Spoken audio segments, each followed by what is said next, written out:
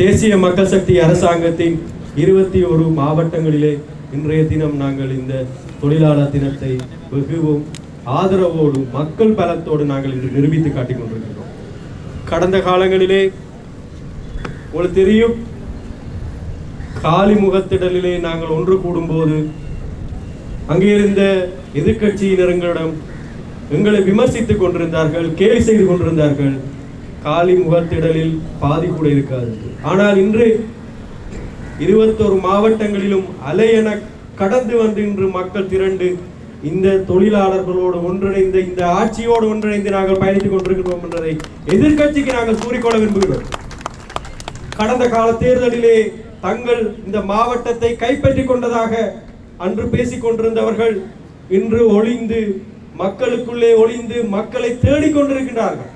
ஆனால் இன்று எங்கள் தோழர்கள் அனைவரையும் ஒன்று சேர்த்து இன மத மொழி வேறுபாடுகளை கடந்து இன்று மட்டக்களப்பு மாவட்டத்திலே நாங்கள் பிரதேசவாதத்தையும் தோற்கடித்து மேட்டுக்குடி வர்க்கத்தின் ஆதிக்கத்தையும் தோற்கடித்து இன்று நாங்கள் ஒன்று சேர்ந்திருக்கின்றோம்.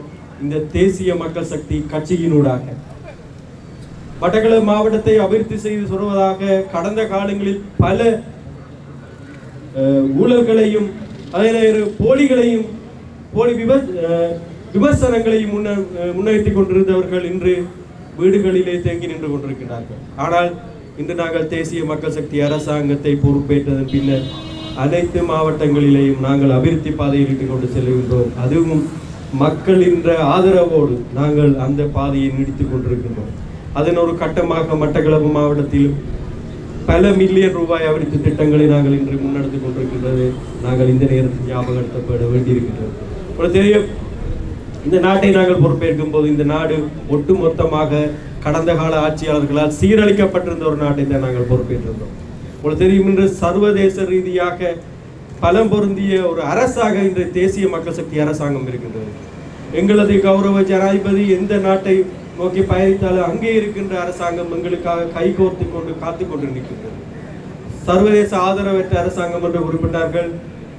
நீண்ட காலமாக கடன் மூழ்கி காணப்பட்ட இந்த நாட்டை இவர்களால் மீட்க முடியாது என்று குறிப்பிட்டார்கள். ஆனால் இன்று கடன்களையும் செலுத்துகின்ற அபிவிருத்தியை மேற்கொள்ளுகின்ற ஒரு நாடாக ஆட்சியாக இன்று தேசிய மக்கள் சக்தி அரசாங்கத்தை நாங்கள் கட்டியெழுத்திருக்கிறோம்.